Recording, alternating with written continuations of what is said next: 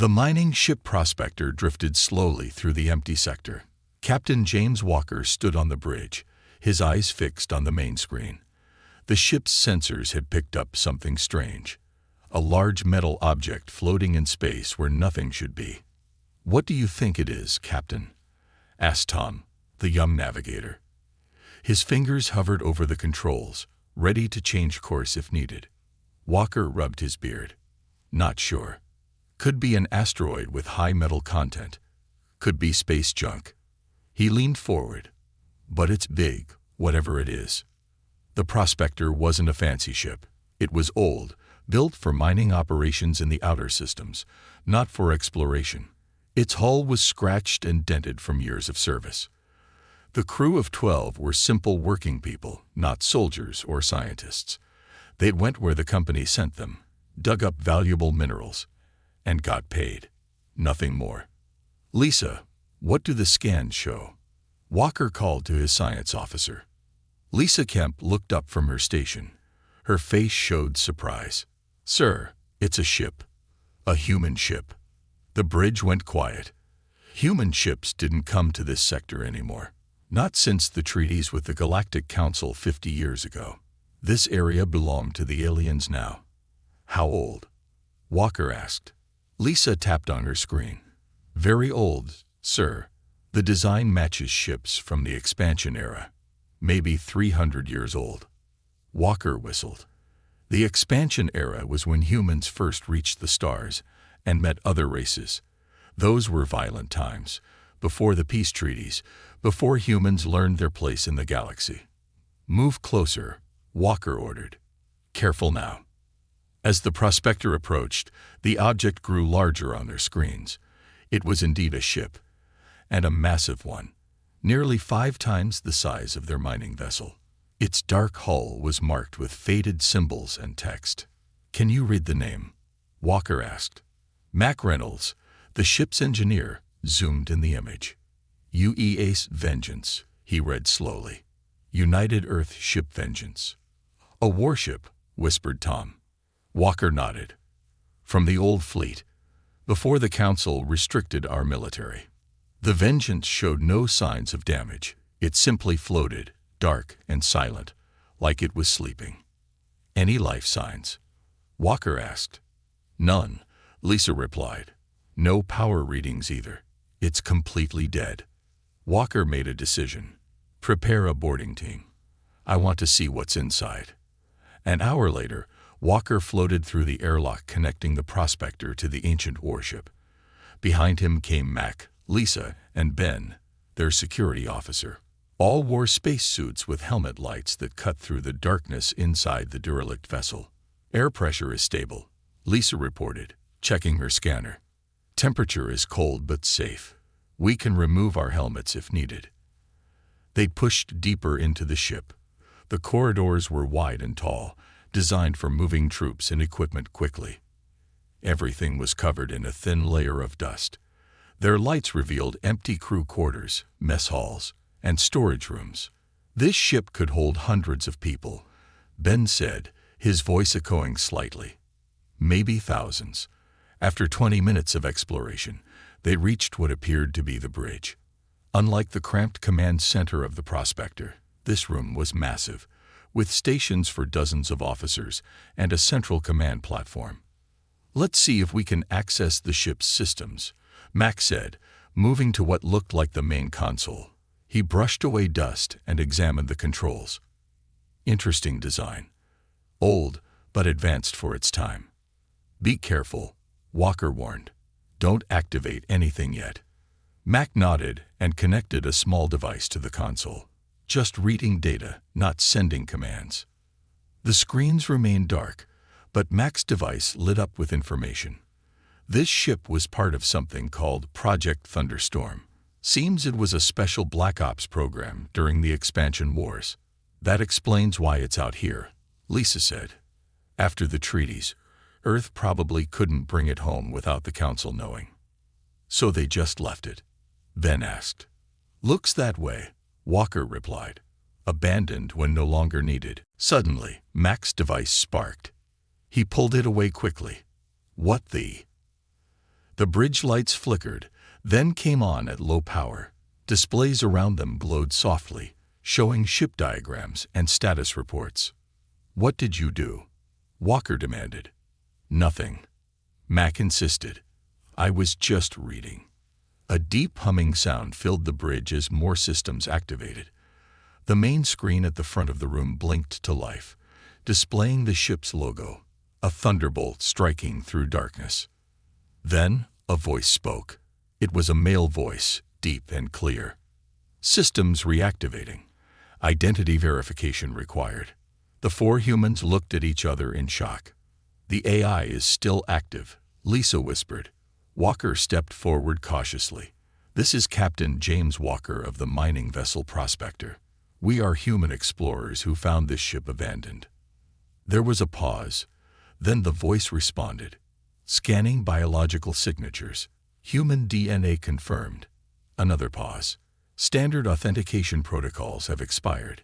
Enacting emergency contingency measures. I am Tactical Artificial Intelligence System Model T-107, assigned to UEA's Vengeance.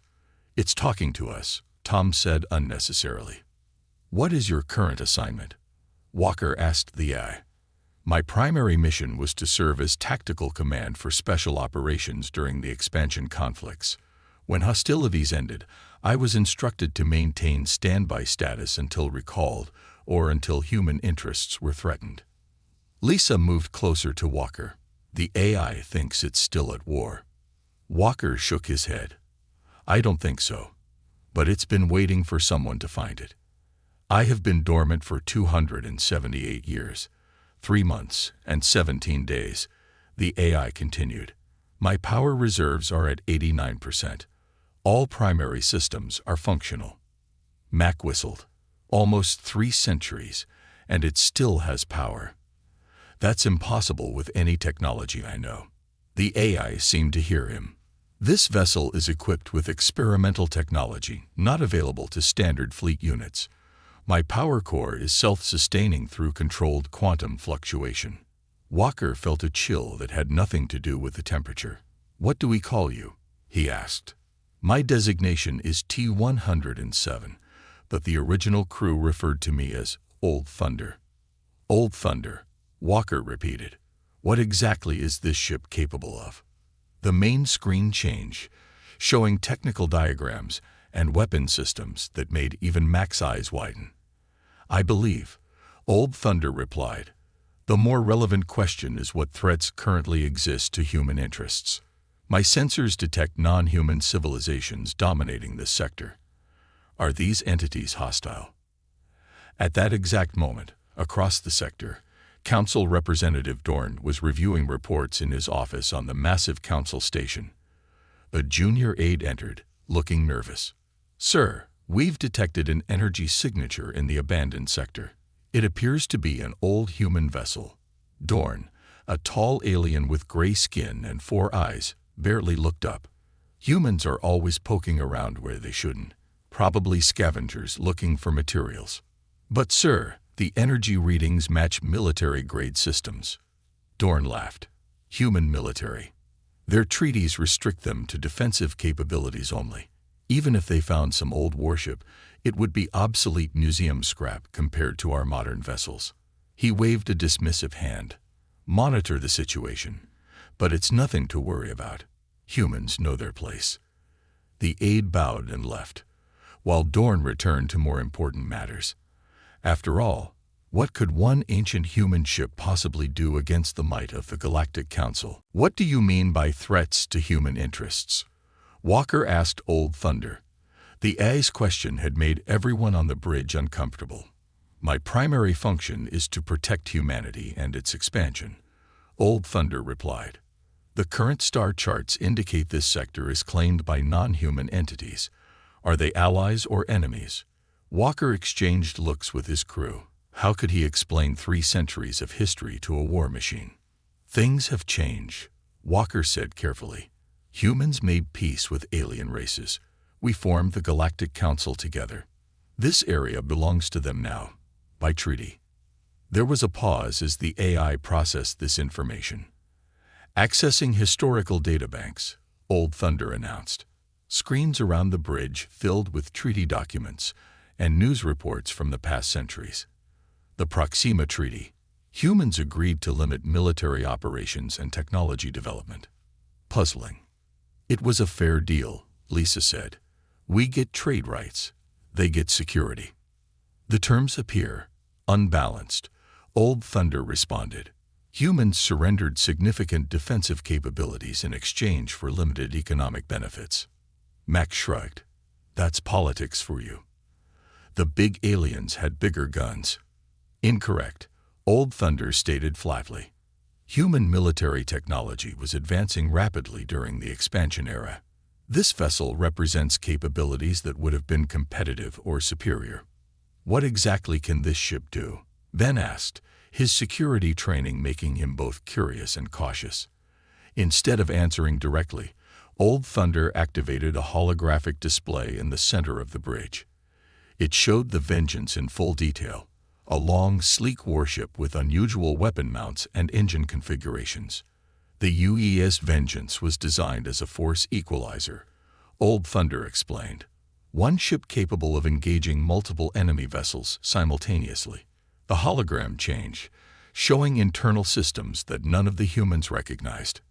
Adaptive shield harmonics, Old Thunder continued. The shields automatically adjust to counter enemy weapons after first contact. Phase shift targeting arrays allow weapons to bypass standard defenses. Quantum disruption torpedoes disable rather than destroy enemy vessels. Walker whistled softly. This technology is still advanced even by today's standards. Why wasn't it shared? Because the Council didn't want us to have it, Lisa realized. The treaties banned this research. Or, Mac added with growing excitement, Earth's leaders hid these capabilities during negotiations. They gave up conventional weapons but kept the special stuff secret, just in case. Old Thunder's lights pulsed in what seemed like approval. Your assessment aligns with my historical data. Project Thunderstorm vessels were officially decommissioned. However, selected ships like the Vengeance were placed in dormant status at strategic locations throughout known space. A hidden insurance policy, Walker muttered. Precisely, Old Thunder confirmed.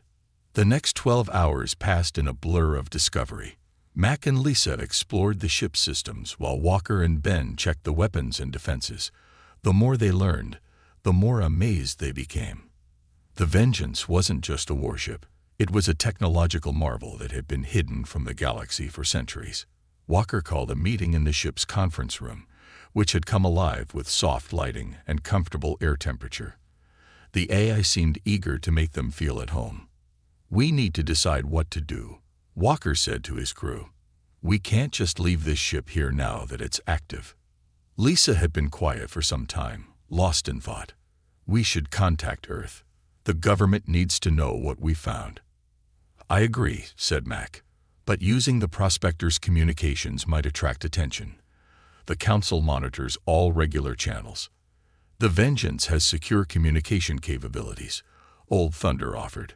I can send encrypted messages that will appear as background radiation to standard sensors. Walker nodded. Do it. Tell Earth what we found and ask for instructions. As Old Thunder prepared the message, Ben approached Walker privately. Captain, I'm concerned. This ship was made for war. Its very existence violates our treaties. I know, Walker admitted. But doesn't it make you wonder? Why did Earth agree to such one-sided peace terms if they had ships like this? Before Ben could answer, Old Thunder interrupted. Alert. Multiple vessels approaching. Configuration matches Krull Empire warships. Everyone froze. The Krull were the most aggressive species on the Council, always looking for excuses to show their power. Can they detect us? Walker asked. Negative, Old Thunder replied. The Vengeance remains in low-power mode with stealth systems active. However, your mining vessel is fully visible. Walker cursed. They probably picked up the prospector on routine patrol. We're not supposed to be in this sector without permission. What do we do? Tom asked, fear clear in his voice. Walker thought quickly. We can't outrun Krull ships in the prospector.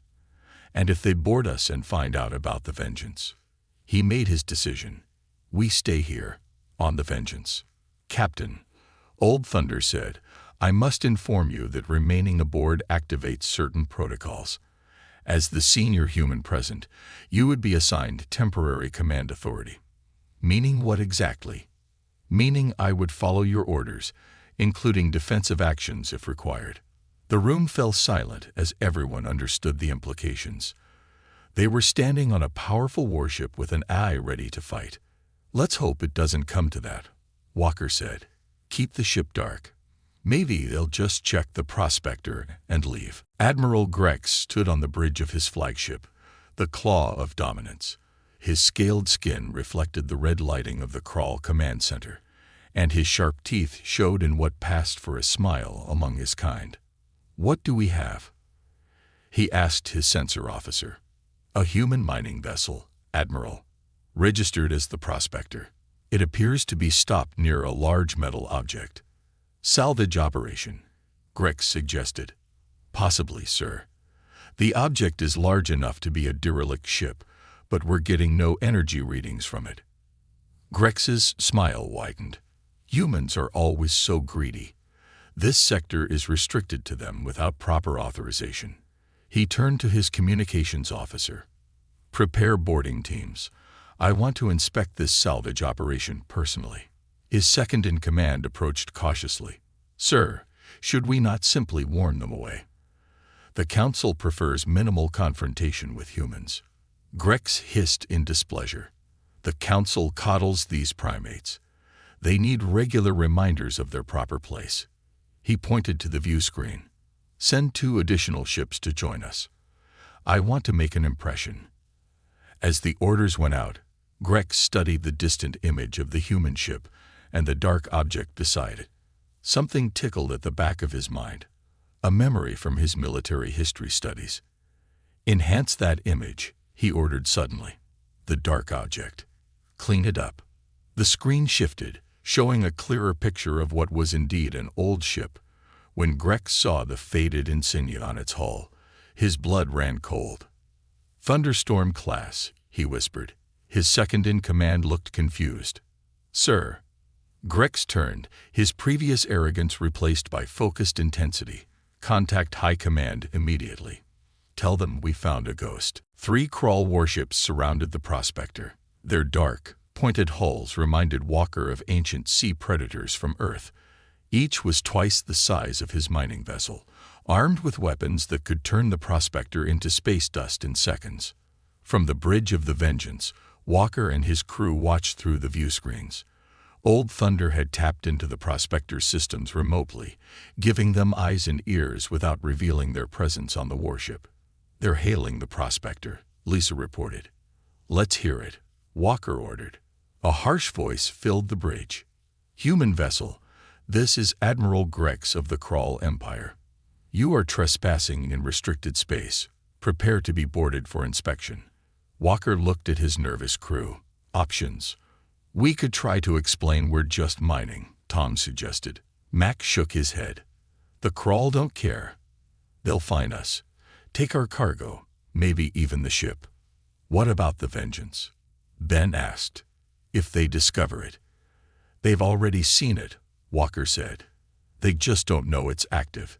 He made a decision. Old Thunder, can you make the Vengeance appear completely dead if they scan it? Affirmative. The eye replied. All systems can enter ultra-low power mode, appearing dormant to standard scans. Do it, Walker ordered. He turned to his crew. I'll go back to the prospector and meet the Kraul. The rest of you stay here, out of sight. Captain, Old Thunder interrupted. I must advise against this course of action. Admiral Grex is known in my historical database. During the expansion wars, he was a junior officer responsible for 3 unprovoked attacks on human colonies. Walker paused. That was 300 years ago. This is the same individual, Old Thunder clarified. Kraul lifespans exceed human standards by a significant margin. My facial recognition is certain. This new information changed things. Walker reconsidered his plan. Lisa, You're with me on the Prospector. Everyone else stays here. Old Thunder, maintain stealth but be ready to act if things go wrong. 30 minutes later, Walker and Lisa stood in the Prospector's airlock as it cycled open. 6 Krull soldiers entered, weapons ready. Behind them came Admiral Grex himself, tall and imposing with dark green scales and yellow eyes. "Captain Walker," Grex said, looking around with disgust, "explain your presence in this sector." Walker kept his voice steady. "We're on a standard mining operation, Admiral. We detected mineral deposits and stopped to investigate." Grex's eyes narrowed. "And the derelict vessel beside you?" "Another mining operation. We found it by accident," Walker said truthfully. "An old human ship. We were checking if it had any salvageable parts." "That ship," Grex said slowly, "is not just any vessel. It belongs to a class that supposedly no longer exists." He stepped closer to Walker. "The Thunderstorm program was officially ended after the Proxima Treaty. All such ships were to be dismantled." Walker tried to hide his surprise. "I wouldn't know about that, Admiral. We're just miners." Grex made a sound like grinding stones. A Krull laugh. "Just miners who happened to find one of humanity's most dangerous weapons." He turned to his soldiers. "Search the derelict. I want to know if anything is still operational." Walker tensed. "Admiral, that ship is human property. The treaties give us salvage rights to our own vessels." "The treaties," Grex spat, "are agreements we graciously extended to your kind, despite your warmongering past." His voice rose. "Humans have no idea how close they came to extinction during the expansion wars. Your technology was advancing too quickly. You were becoming a threat." Lisa spoke up. "The wars ended centuries ago. We've been peaceful members of the Council since then." Grex turned his yellow eyes to her. "Peace on our terms. Your people were so eager to avoid further conflict, they accepted significant restrictions." His mouth formed that terrible smile again. "Did you never wonder why the Council limits human military development so severely? Why you cannot build warships beyond a certain size? Why your weapons must be registered and inspected?" "For everyone's safety," Lisa said, but her voice lacked conviction. "For our convenience," Grex corrected.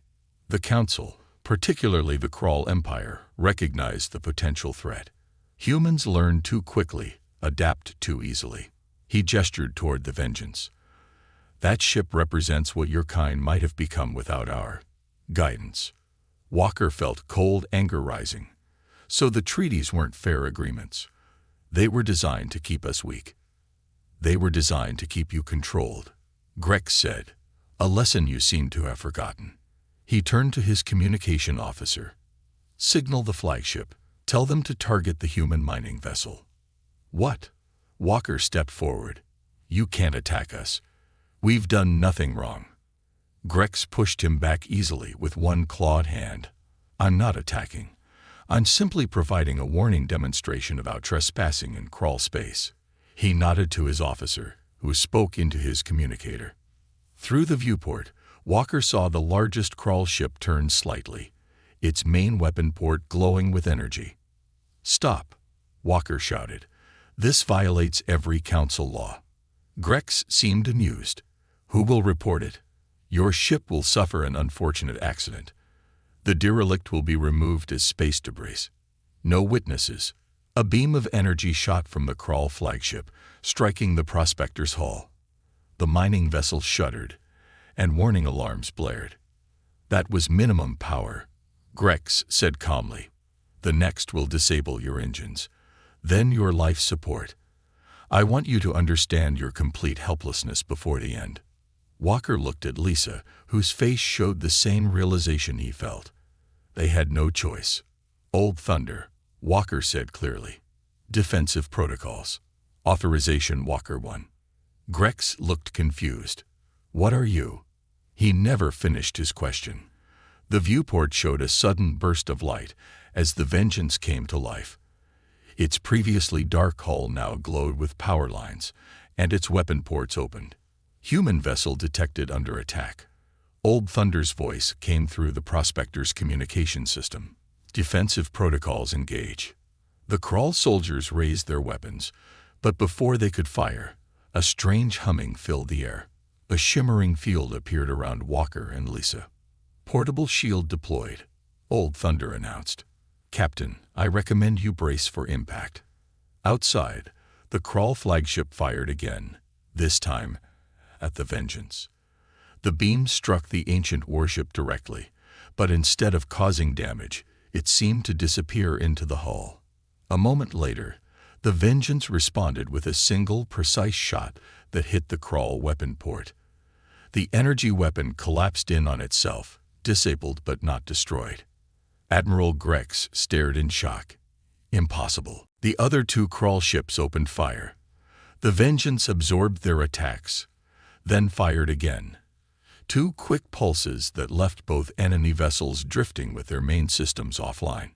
In less than 30 seconds, the entire Crawl attack force had been neutralized. What is happening? Grex demanded, his arrogance replaced by confusion. Walker smiled grimly. You said humans learn quickly, Admiral.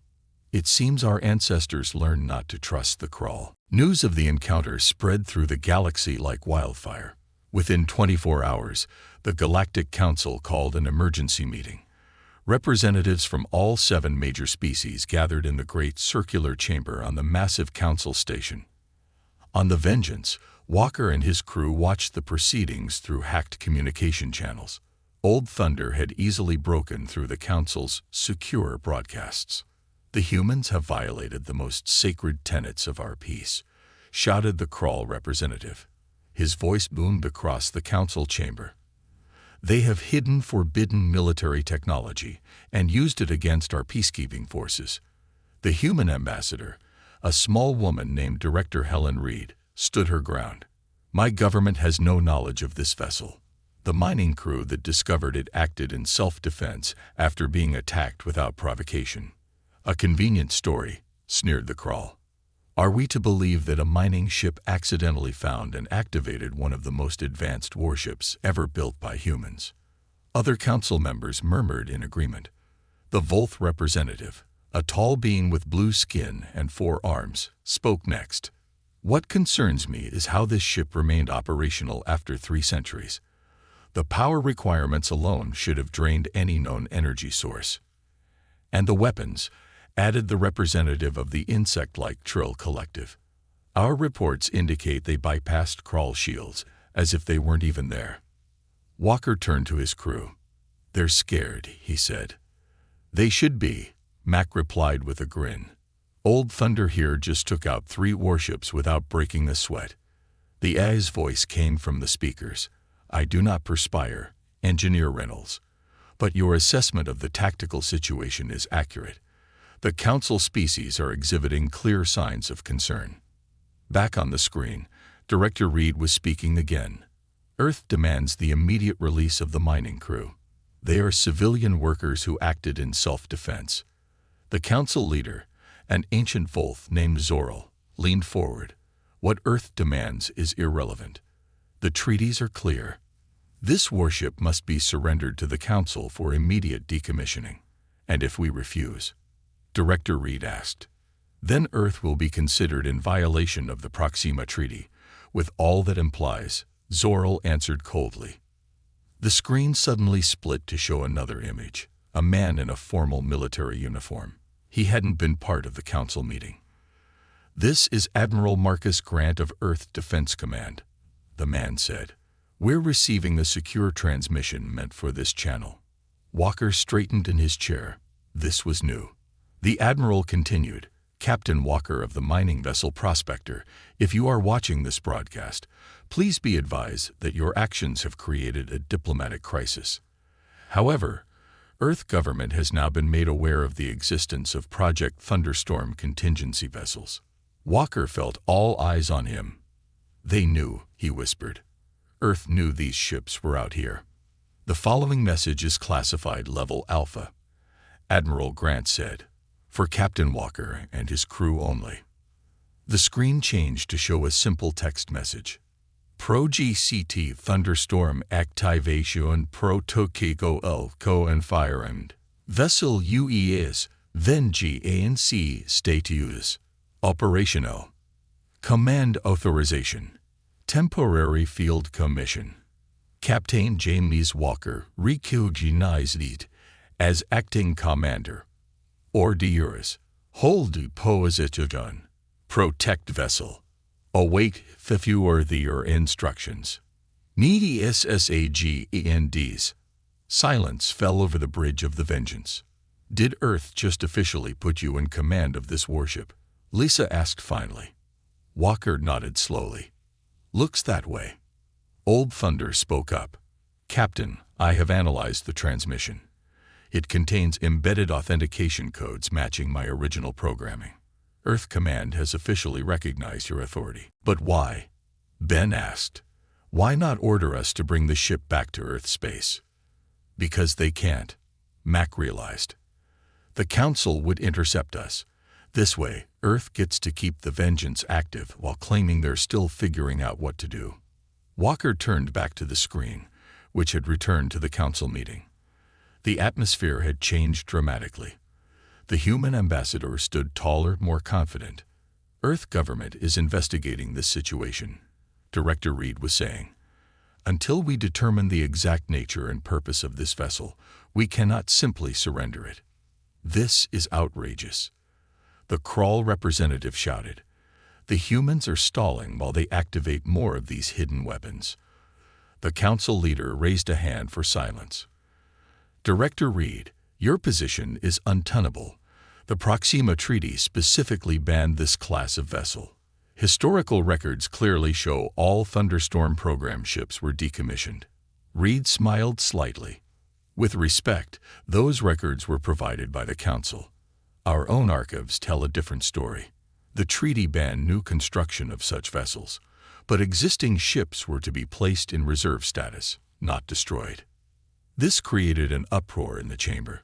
Various representatives shouted over each other until the Council leader banged his ceremonial staff for order. This deliberate misinterpretation will not stand, the leader declared. The Council hereby demands the immediate surrender of the vessel designated UES Vengeance. You have 48 hours to comply. And if we need more time to investigate, Reed asked. Then the Council will take appropriate action, the leader replied. This meeting is adjourned. As the screen went dark, Walker's crew looked at each other with concern. What does appropriate action mean? Tom asked nervously. It means they're coming for us, Walker said. Old Thunder, what's our tactical situation? The AI displayed a holographic map of the sector. Council forces are mobilizing.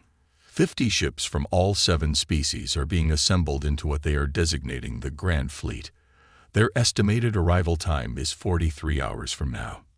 50 ships. Lisa gasped. We can't fight that many. Actually, Old Thunder replied, I was designed for precisely such a scenario. The Thunderstorm program's purpose was to create vessels capable of engaging numerically superior forces. Walker studied the map. You're saying we can win against 50 ships. I am saying we can fight effectively, Old Thunder clarified. Victory depends on our objectives and the enemy's determination. Our objective is to stay alive, Walker said firmly, and to keep this ship out of their hands. Old Thunder's lights pulsed in what the crew now recognized as acknowledgement. In that case, Captain, I should inform you of the Vengeance's full capabilities. Some systems were not revealed earlier as they required command authorization. A new set of schematics appeared, showing weapons and defensive systems that made even Mac's jaw drop. Is that what I think it is? The engineer asked, pointing to one particular system. Yes, Old Thunder confirmed. The temporal displacement field. It was considered the most classified technology in the human arsenal. Walker looked at the schematics with growing amazement. They're coming with 50 ships, he said softly. And they still have no idea what they're up against. The Grand Fleet arrived exactly as predicted. 50 warships from all 7 Council species formed a sphere around the Vengeance, weapons ready. From the smallest Trill scout ships to the massive Volth dreadnoughts, it was the largest battle group assembled since the expansion wars. Walker stood on the bridge of the ancient warship, outwardly calm despite the tension flowing through his body. His crew had spent the last 2 days learning everything they could about the Vengeance's systems. Now they manned their stations with nervous determination. Enemy fleet is holding position at 10,000 kilometers, Lisa reported from the sensor station. They'd formed a complete blockade. No blind spots. They're being cautious, Walker noted. Good. That means they respect what we did to the crawl ships. A message alert sounded. Captain, Old Thunder announced, we are receiving a transmission from the Council flagship. On screen, Walker ordered. The main display showed a Volth admiral, his blue skin wrinkled with age, 4 arms clasped before him in a formal posture. Human vessel, this is Grand Admiral Corvus of the Galactic Council Combined Fleet. You have been declared in violation of interstellar treaty. Power down your systems and prepare to be boarded. Walker stepped forward. This is Captain James Walker. My crew and I acted in self-defense after being attacked by crawl forces. We have committed no crime. The Volth's expression didn't change. The vessel you control is itself a violation. Its very existence breaks the peace established centuries ago. A peace built on lies. Walker replied. We now know the treaties were designed to keep humanity weak, while the Council races maintained military superiority. A necessary arrangement, Corvus said without shame. Humans advanced too quickly. In just a few centuries, you went from primitive planet-bound creatures to creating ships like the one you now command. Walker glanced at his crew, then back at the screen. And that frightened you. It concerned us, the Admiral corrected. The other races needed millennia to achieve what humans did in mere generations. The treaties were meant to allow time for cultural maturity to match technological capability. Max snorted from his station. They were afraid we'd take their place. The Admiral heard this. Fear is a reasonable response to a potential threat. History is filled with the remains of civilizations that failed to recognize danger until too late. His voice hardened. You have one final opportunity to surrender. After that, we will take action. Walker took a deep breath. And if we refuse, then we will destroy your vessel and everyone aboard. The Admiral's tone was matter-of-fact. We regret this necessity, but the safety of the galactic community takes precedence over individual lives. The screen went dark. Walker turned to his crew. Options. We can't outrun them, Ben said from Tactical. Even with the Vengeance's advanced engines, there are too many ships to break through. Fight, Max suggested, though his voice lacked conviction. Lisa shook her head. Against 50 ships. Even Old Thunder said survival wasn't guaranteed. Walker looked at the main display, which showed the ring of enemy vessels surrounding them. He had been just a simple mining captain a few days ago. Now he commanded the most powerful human warship ever built, facing an impossible situation. Old Thunder, he said finally, you were designed for this exact scenario. What would your original commanders have done? The AI's voice was calm. The Vengeance was created as a force equalizer, not a first-strike weapon. Its purpose was to demonstrate capability while minimizing casualties. Show, don't destroy, Walker murmured. Precisely, Old Thunder confirmed.